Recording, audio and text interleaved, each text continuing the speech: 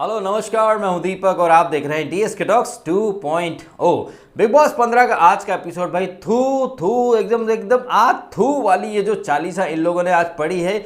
मतलब इस चीज़ को ये लोग एंटरटेनमेंट बोलते हैं और ये चीज़ करने के लिए ये बिग बॉस के मेकर्स और सलमान खान ने यहाँ पर ये सो कॉल्ड वाइल्ड कार्ड्स भेजे हैं जो कि एक नंबर के थुबक्कड़ इंसान हैं। और राखी सावंत बार बार साबित कर रही है उसके लिए एंटरटेनमेंट का मतलब बिलो द बेल्ट वाली घटिया और गंदी बातें करना, खाने में थूक थूक की इतने बातें कर रही है और इस चीज़ को ये लोग एंटरटेनमेंट की संज्ञा दे देते हैं। यहाँ पर इस एपिसोड के अंदर कुछ भी नहीं हुआ है, एक बहुत ही बकवास और बचकाना एपिसोड था ये। लेकिन इस एपिसोड के अंदर कुछ इंपॉर्टेंट चीज़ें जो कि शायद आपने भी नोट की होंगी, ऑब्जर्व की होंगी, उन्हीं इंपॉर्टेंट चीज़ों की बात कर लेते हैं कि जिस तरह से यहाँ पर प्रतीक का पोपट हुआ है। प्रतीक पहले तो खुद पहुंच गया वहां पर वीआईपी रूम में कि आपने मेरे को चॉपिंग देना, मेरे को चॉपिंग देना। प्रतीक बहुत डेढ़ शाना बनता है और ये प्रतीक का जो पैटर्न है ये यहाँ पर रश्मि देसाई ने भी ओटीटी वाला पैटर्न की किस तरीके से प्रतीक खुद बड़ी बड़ी बातें करता है हर चीज में। ये प्रतीक वीकेंड का बार में कह रहा था सलमान से कि सर मेरे को तो ट्रॉफी जीता, मेरे को विनर बनना है।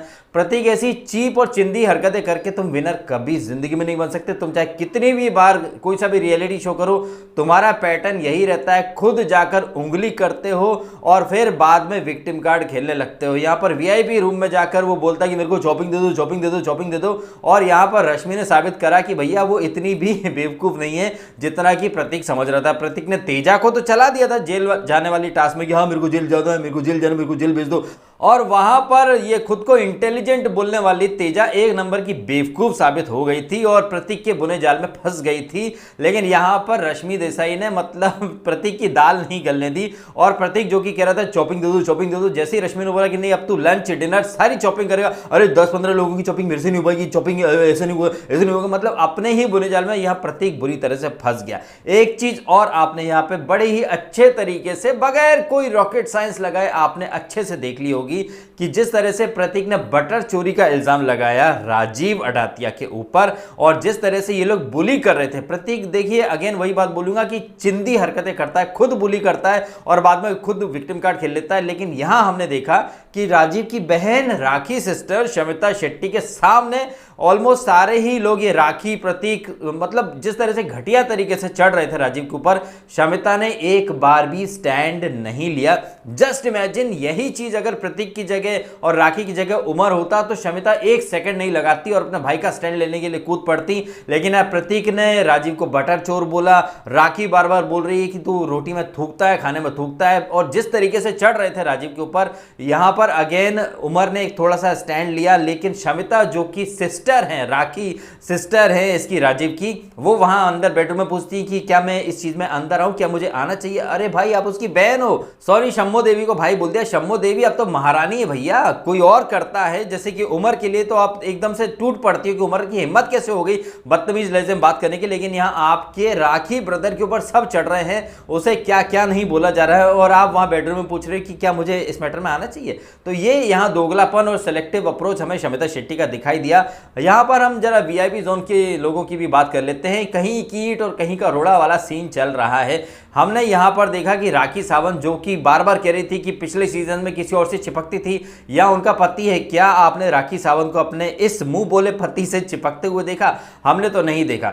राखी सावंत मेकर्स की स्क्रिप्ट को यहां इस एपिसोड के अंदर एक्सपोज करके चली गई जब वो फ्लो में बोल गई कि ये जीतने नहीं लोगों को जिताने आए हैं। तो यहां पर राखी का गेम तो पूरी तरह से एक्सपोज हो चुका है। घटिया बातें करना, डबल मीनिंग बातें करना, एकदम गंदी हरकतें करना ही राखी के लिए एंटरटेनमेंट है।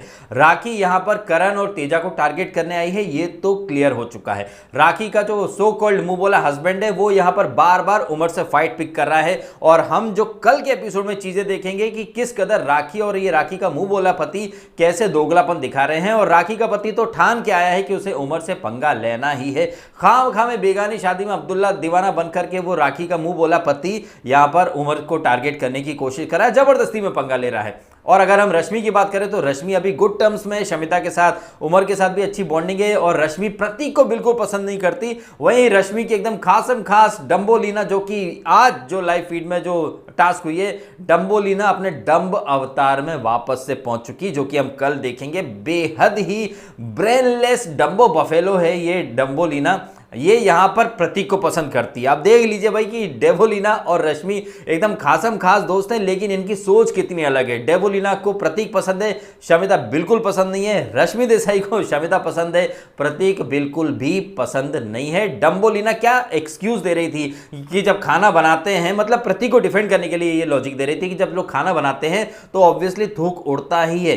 अब तक बिग बॉस के घर में किसी ने ये थूक की बात की नहीं थी। हाँ, वो नया भसी ने जरूर की थी कि खाने में थूक दो, लेकिन वो सिर्फ बोला था। जबकि हम देखते हैं कि बिग बॉस के घर में पीछे काफी सीजन से लोग अपने बाल जुल्फें खोलकर बालों में हाथ डालते हुए खाना बनाते रहते हैं, लेकिन कभी ये चीज किसी ने हाईलाइट नहीं की। और जब आपको पता है कि खाना बन रहा है तो खाना बन रहा है उसके ऊपर ही क्यों लड़ रहे हो। तो अगर राखी सावंत को, डेवोलिना को और प्रतीक को लग रहा है कि भाई वो थूक रहा है खाने में, तो भाई आप लोग दूर हट जाओ ना, आप उसको इंस्टिगेट ही मत करो, उसको चुपचाप खाना बनाने दो। राजीव को इन लोगों ने जबरदस्ती टारगेट करने की कसम खा रखी है। वो बंदा क्या बहुत सीधा पड़ता है, इसलिए क्या है कि उसको बेचारे को जबरदस्त तरीके से टारगेट किया जाता है। ऐसे में उनकी बहन को यहाँ पर एक फर्म स्टैंड लेना चाहिए था, लेकिन उन्होंने नहीं लिया, क्योंकि प्रतीक भी उनके गुलाम गैंग का एक सदस्य है। प्रतीक ने राजीव को कुछ बोला तो कोई फर्क नहीं पड़ता। और राखी सावंत तो है ही गुलाम गैंग की मुख्य सदस्य, वो भी शमिता शेट्टी, शिल्पा शेट्टी के तलवे चाटने के लिए आई है, तो वो राजीव को इतना भला बुरा बोल रही है, लेकिन शमिता को कोई फर्क नहीं पड़ता।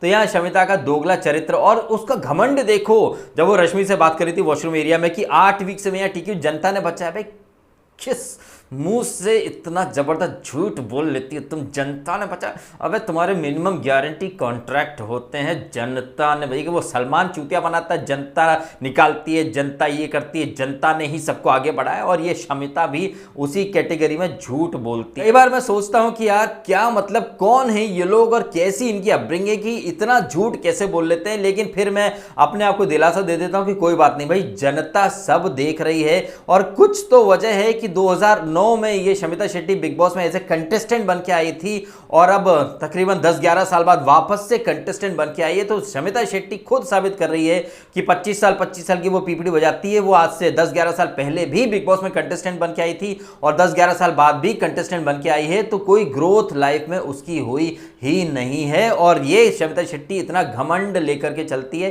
खैर, शमिता तो खुद को एक्सपोज कर रही है कि उसकी कोई लाइफ या जर्नी वगैरह कुछ नहीं है। 2009 में कंटेस्टेंट, 2021 में कंटेस्टेंट, इस बीच में जमाना कहां से कहां पहुंच गया। और आप देख लो, शमिता वहीं की वहीं रही, कंटेस्टेंट थी, कंटेस्टेंट है, और आने वाले सीजन में भी कंटेस्टेंट बन के ही शमिता शेट्टी आएगी। लेकिन मोहतरमा की बातें देखो, घमंड देखो भाई, हद से ज्यादा है। तो यहां पर ये किचन पॉलिटिक्स, सब्जी क्यों बाहर रख दी, चावल क्यों नहीं बनाए, चावल में छोंक लगा दे जीरा का, दाल बच गई, भिंडी को वो भिंडा बोल रहा था राजीव, करेले की सब्जी। तो यहां पर इस एपिसोड के अंदर कुछ खास चीजें नहीं हुई। हाँ, बिचुकले साहब यानी कि हमारे देश के होने वाले प्रधानमंत्री साहब की यहां पर एंट्री हुई है। अब देखिए, पीएम तो कोई भी बन सकता है, क्योंकि मोदी जी एक चाय वाले के बेटे थे, चाय बेचा करते थे। अगर मोदी जी पीएम बन सकते तो फिर कोई भी बन सकता है। तो यहां अभिजीत बिचुकले का जो सपना है, हमारी तरफ से उन्हें शुभकामनाएं हैं। लेकिन प्रधानमंत्री बनने के लिए आपकी पार्टी को संसद में बहुमत प्राप्त करना होता है, फिर संसदीय दल का नेता चुना जाता है, फिर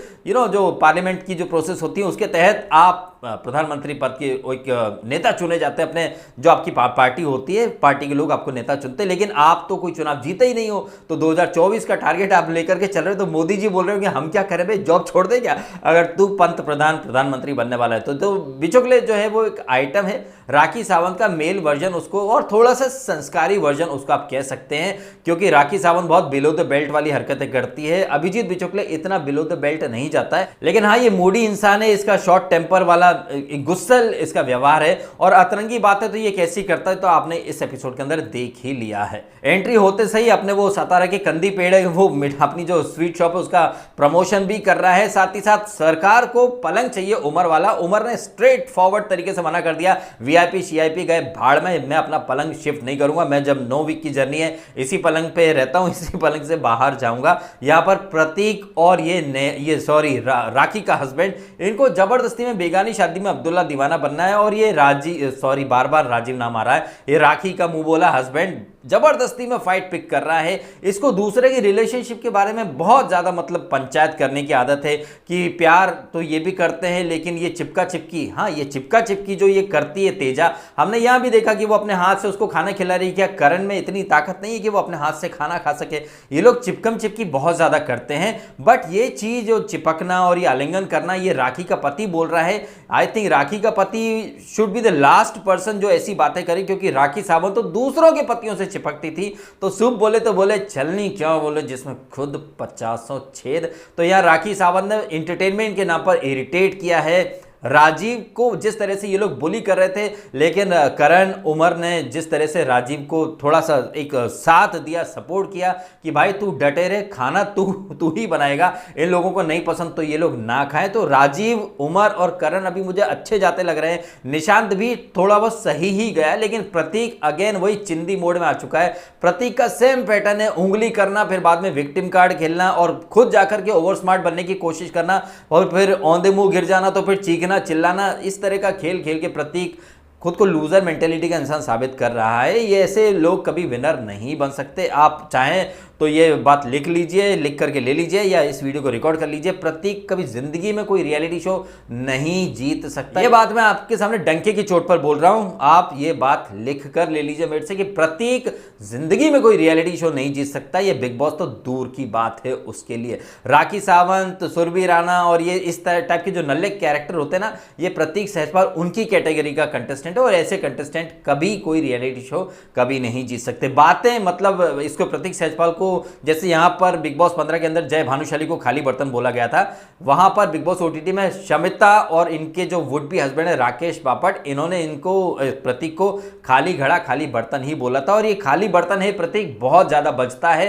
राखी सावंत भी खाली बर्तन है, बहुत ज्यादा बजती है। डेवोलिना हद से ज्यादा खाली बर्तन है। कल थोड़ा सा इसके प्रति सिंपैथी आई थी मेरे मन के अंदर, लेकिन जिस तरह से आज ये गलत चीजों को जस्टिफाई कर रही थी कि खाना बनाते समय थूक उड़ता है, ये तो भाई मत खाओ ना, अपना अपना बना लो जाकर के। और आपको पता है कि खाना बनाते समय थूक उड़ रहा है, तो वहां पर उस आदमी को क्यों इतना चिल्लाने पर मजबूर कर रहे हो? तो यहां पर ये डम्बोलिना ने गलत चीज का स्टैंड लिया और रश्मि थोड़ा सा सही जा रही थी, लेकिन डम्बोलिना और ये एक पेज पर नहीं है। जैसा कि मैंने कहा कि डम्बोलिना को प्रतीक बहुत ज्यादा पसंद है, रश्मि को प्रतीक बिल्कुल भी पसंद नहीं है। डम्बो को शमिता पसंद नहीं है, लेकिन रश्मि शमिता से थोड़ी अभी गुड टर्म्स में चल रही है। तो इस एपिसोड में कुछ ऐसी कोई खास चीजें हुई नहीं है जिनके बारे में विस्तार से चर्चा की जाए। बहुत ही एकदम घटिया एपिसोड था। थूक थूक थूक थूक थूक थूक, मतलब इतना ज़्यादा थूका गया है इस एपिसोड के अंदर कि घिन आ गई इस एपिसोड को देख करके। और स्पेशली राखी सावंत ने तो मतलब इतनी बुरी तरह से पब्लिक को पकाया है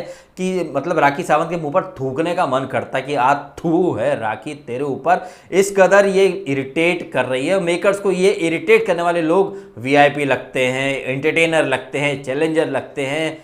क्या ही बोला जाए भाई ऐसे लोगों की सोच के ऊपर। फिर ऐसी जो सोच है जिन लोगों की, उन्हें ही ये सोच मुबारक हो। और ये बार बार साबित कर रहे हैं राखी सावंत जैसे लोग कि ये गुड फॉर नथिंग है। इन्होंने जिंदगी में सिर्फ घटियापंथी ही सीखी है और नेशनल टीवी पर ऐसे लोगों को वीआईपी बनाया जा रहा है। वीआईपी का मतलब होता है very important person, but Rakhi Sawant, डम्बोलिना और राखी का मुंह बोला हस्बैंड बार बार साबित कर रहे हैं कि ये वीआईपी मतलब वेरी इरिटेटिंग पर्सन है और ये बहुत ज्यादा इरिटेट कर रहे हैं। कल जो टास्क होगी जहां पर हम देखेंगे कुछ कॉइन वगैरह छुपाना है, काफी धक्कम धुक्की होगी। अगेन हमें राखी और उसके मुंह बोले हस्बैंड का दोगला रूप देखने को मिलेगा। ये लोग कह रहे थे कि उमर धक्का देता है, लाइव फीड हमने भी देख ली भाई, उमर ने कोई धक्का नहीं दिया। राखी का मुंह बोला हस्बैंड खुद धक्के दे रहा है और राखी फिर वुमन कार्ड खेलने के लिए टूट पड़ेगी, जो कि हम कल के एपिसोड में देखेंगे। उमर ने काफी अच्छे तरीके से कूल काम कंपोज्ड तरीके से चीजों को हैंडल किया और कहीं ना कहीं वो दिखा रहा है कि वो बहुत अच्छे ट्रैक पर जा रहा है। और ये लोग जिस तरह उसे टारगेट कर रहे हैं, कहीं ना कहीं उमर का खेल और ज्यादा निखर कर ही आगे आएगा। करण भी थोड़ा सा दिमाग लगाना शुरू कर चुका है। बस मैं ये उम्मीद करूंगा कि करण तेजा को छोड़ दे, क्योंकि तेजा जो है ना वो करण का खेल बहुत बुरी तरह से खराब कर देती है। हम देखते हैं कि जब करण उमर बैठ के प्लान करते हैं तो बहुत अच्छे लगते हैं, लेकिन जैसे ही तेजा आ जाती है करण के साथ, करण का दिमाग चलना बंद हो जाता है। फिर वो करण एक अलग ही लॉस्ट वर्ल्ड डायनासोर वाले तेवर में हमें दिखाई देने लगता है। लेकिन आज करण, उमर और राजीव साथ में बैठकर प्लान भी कर रहे हैं। निशांत श्रीकांत को भी लूप में लेकर के ये लोग चल रहे हैं। तो ये चीजें मुझे देखने में बहुत अच्छी लगी कि तख्ता पलट तो करना पड़ेगा। और आई थिंक ये राखी सावंत, उसका मुंह बोला पति और डम्बोलिना जैसे कैरेक्टर हैं, तो ये वीआईपी जोन खुद ब खुद ये लोग खत्म कर बैठेंगे। ये एक ऐसे जहाज में चल रहे हैं, ऐसी नाव में चल रहे हैं जिसमें छेद राखी सावंत खुद कर बैठी है। तो ये जहाज इनका वीआईपी वाला तो डूबना लाजमी है, ठीक वैसे ही जैसे खुद फरहान की अम्मी का नाम शब्बो आजमी है।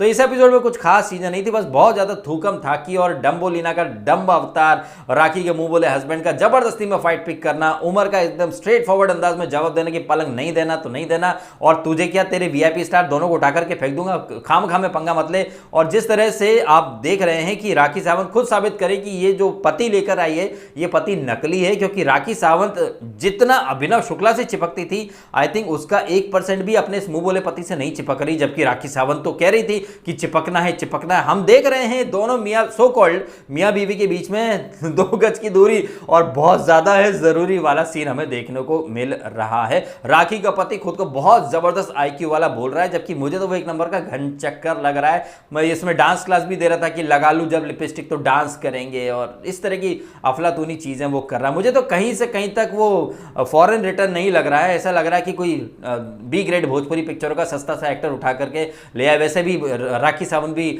आप देखिए राखी सावंत मराठी है, उसका पति बिहारी है, तो मतलब राज ठाकरे की पार्टी तो जो थी ना मराठी और बिहारी के बीच में जो फाइट वगैरह का सीन, तो यहाँ पर मराठी बिहारी एकता एक सूत्र में बंध गए हैं। हालांकि सिर्फ शो के लिए बंधे हैं, लेकिन ये लोग करण और तेजा को कह रहे हैं कि शो के लिए रिलेशनशिप में ये लोग आए हैं, तो तुम क्या कर रहे हो, तुम वहां भजन कीर्तन करने थोड़ी आए, तुम भी तो शो के लिए फेक रिलेशनशिप में ही आए हो और खुद को पति पत्नी बोल रहे हो, जबकि एक नंबर के झूठे और दोगले आप दोनों ही लग रहे हो। राम मिलाए जोड़ी एक अंधा एक कड़ी वाला सीन है इन दोनों सो कॉल्ड मुंह बोले मियां बीवी का।